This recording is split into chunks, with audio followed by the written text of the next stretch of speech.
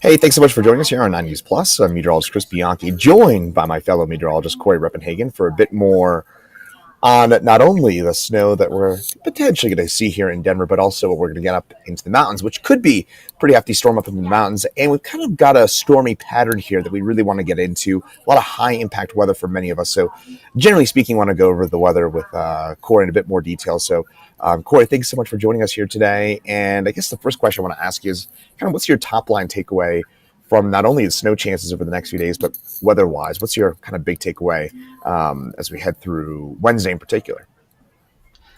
Yeah, you got to like the pattern because, like you said, it's pretty active. A lot of waves coming down the pipe here in the jet stream. So it really doesn't take a whole lot to get one of those systems to nudge down just a little bit further south so that we can get some wintry impacts to the front range. But the pattern, I think, is good. We've been getting teased in the modeling for a while now with these storm systems kind of trending generally away from us to the north as we've gone through time. So I think this system coming up tomorrow, I mean, it's going to be a major system, right? I mean, they have blizzard warnings in eastern Montana and North Dakota. It's going to be a major system, high impact, probably winter storm to the western slope of Colorado. But we get the dust storm again. Yeah, we keep missing these systems. They either keep going either south of us. That's been the kind of trend most of the season has been staying south. And then this one looks a bit more promising for some time, but then it's lifting north. So it seems like these storms just seem to be missing us and missing us. And Cory, we're starting to run out of time. It's April the 11th, and yes, our average we can see snow in May. We usually say Mother's Day is the rule for planting here in eastern Colorado. But Cory, we're starting to get a little low on time, aren't we? We are. We're running out of time and we're running out of chances. I think it's pretty interesting. If it, I'd be a little surprised if we get some snow accumulation at DIA tomorrow. I mean, I think our best chance is with the cold front. If we get a decent front to come through, we could get some decent little snowfall. But if that comes through in the afternoon, it's not going to be able to stick to the ground. So it's going to be honestly pretty hard to get snow accumulation in Denver tomorrow, even Wednesday morning, because the temperatures will be there Wednesday morning, but it looks like the precipitation chances will be already gone. So then you go to the next system, and it's hinted. This is the system that's coming around Easter, the Monday after Easter. For a while, it's trended a couple of times where it showed it might dip down and give us some upslope in the front range. But that is definitely trending again. That doesn't look good. So then you're looking at a window between the middle of April and May 1st when we still have good snow chances. And so we might only get one system in there somewhere in between Easter and the end of April where we really have a good chance of getting some snow. Then when you move into April, things really start to go down fast as far as snow accumulation. We've we've only had snow accumulation in Denver once in the last 6 years. I think that was 2019. So we tend to run into those situations where we just get a little bit of snow from a front, and if that front doesn't time out with the cold temperatures, you don't get accumulation on the ground. So we really are running out of chances, which means our last snow accumulation in Denver was March 17th. That was a while back, and that could be one of the earliest in history. Yeah, and I mean, if that ends up being the last snow accumulation on record, I mean, that'd be unbelievable, at least for Denver standards. And I know you're going to have a story later on today about how kind of compressed the season may have ended up being because we had such a record late start to the snow season back on December the 10th. And then if we ended on March the 17th, that'd be remarkably early for the Denver area. Our average, by the way, last measurable snowfall date in Denver is about April 27th, April 28th. So usually it's the last week of April. But as you mentioned, Cory, it can snow in May. Just usually doesn't happen. And of late, it hasn't happened quite as much. Now, with all that in mind, I guess the one bit of good news we do want to kind of steer everybody to is that the mountains do get their fair, decent bit of snow from this system, right? I mean, it looks like as we get through late tonight and early tomorrow. That front swings its way through the mountains, and there's some pretty hefty snow possible up that way. Yeah, absolutely. Really looks great, especially west of the Continental Divide. You could get easily a foot of snow in some of those mountain passes. So that's great. But we're at a time of year where it really doesn't show up statistically, kind of strangely Mm. enough, because statewide, we kind of hit the peak of snow accumulation around April 8th. And so from that point on, we're losing more snow, we're melting more snow than we're gaining. And so it's really hard for that to show up. So the water is going to come down, but it may not actually reflect in our snowpack because it looks like the deficit that we're at, it's not too bad, but it's enough below average where statewide, I don't we won't be able to peak up above that, but certain basins could get back up to that to the height of the snow accumulation. But it's going to be certainly impactful with all that water, especially a wet spring snow. That water is going to go into the ground, and that's going to help our mountains. And once the snow melt does start to happen, you get a little bit of moisture into those soils, and you have a better chance of that snow melt actually making it down into the river system and then impacting everyone downstream. So I think it's going to be impactful for certain. It's great to see. Doesn't necessarily have to get our snowpack numbers up or necessarily have to see snow in Denver to be a good thing.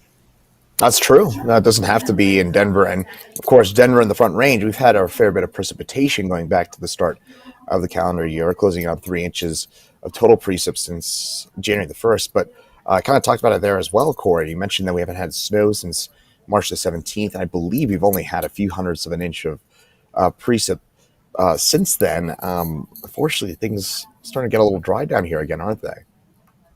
Yeah, it's amazing, and it's this one of the strangest snow seasons ever, right? I mean, we had the latest first snow, and if that March 17th holds up, it would be the second earliest final snow, and it would be the shortest snow season in history. So when you talk about the time between the first snow and the last snow, if March 17th holds up, that's going to end up being 97 days. And the record right now is 113 days. And that was back in 1886-87 season. And of course, we've always talked about how snow record keeping and measuring was not, it's very questionable in that time period. So we're looking at, I mean, if that holds up, I mean, the chances are still pretty low of that actually happening, but they're high enough that we can have a discussion about it, right? And that's kind of crazy. 97 days between first and last snow would be amazing. But like you just said, we crammed a lot of action into those 3 months that we got. I mean, I actually feel satisfied in some sort of way as a snow geek. I love to see snow in the Denver metro. And during those 3 months, we got a lot of heavy banding snow that it was just coming down at ridiculous rates. We got a couple of big accumulations. There was a lot of action that we packed into just 3 months of the season. So, and as far as impact, down in the Denver metro, it's always fun to see snow in Denver because that's just awesome. But Mm-hmm. I mean, just think of all the trees that were saved in those 3 months because we were looking at, from the stories I did with arborists in December, they were really starting to fear a huge tree mortality in the Denver metro area and all around the Front Range. And this snow that we got in 3 months is really going to save a lot of trees, and that's going to have huge impacts in those windstorms that are coming up. Even towards the end of the summer when we get those windstorms in October and November, less things to fall, which is good. Yes, we don't want falling things. There's no doubt about that. By the way, interesting, Corey. I mean, you mentioned how compressed the snow season has been in Denver.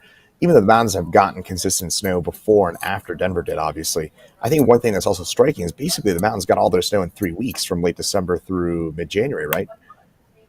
Yeah, almost more than half of it for sure. In that really Christmas break, is they just got destroyed, and we really thought, "Wow, this is going to be great." Yeah. They got a few little spurts of action in there, and honestly, I don't feel too down about our snowpack levels. I mean, we're going to finish below average as long as we don't get a huge, quick heat up where we get a lot of evaporation quickly. Some of that snowpack can actually make it into the river systems. A lot of the studies that have been done on snowpack say that about 80% of that snow that's sitting there on April 8th is going to make it into the river system, but we haven't seen that.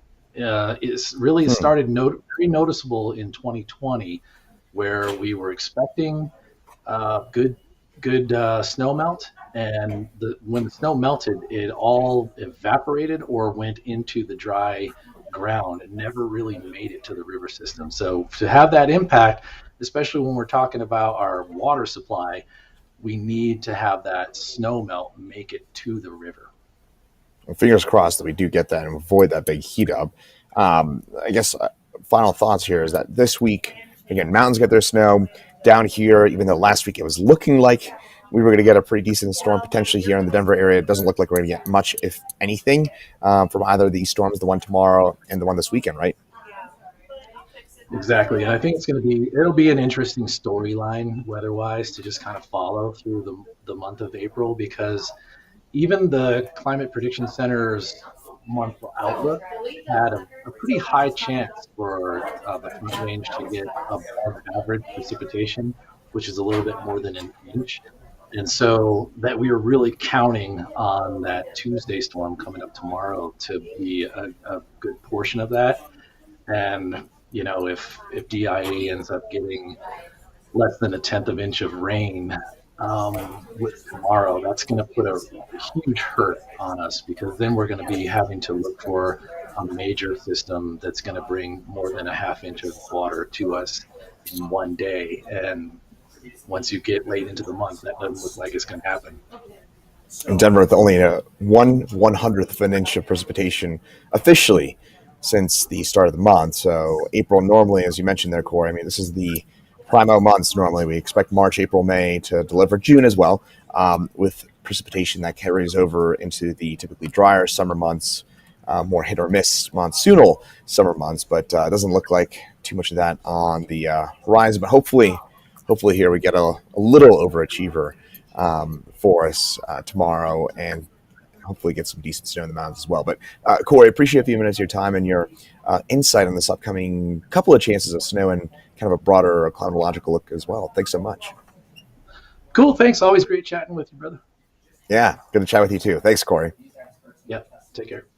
Take care.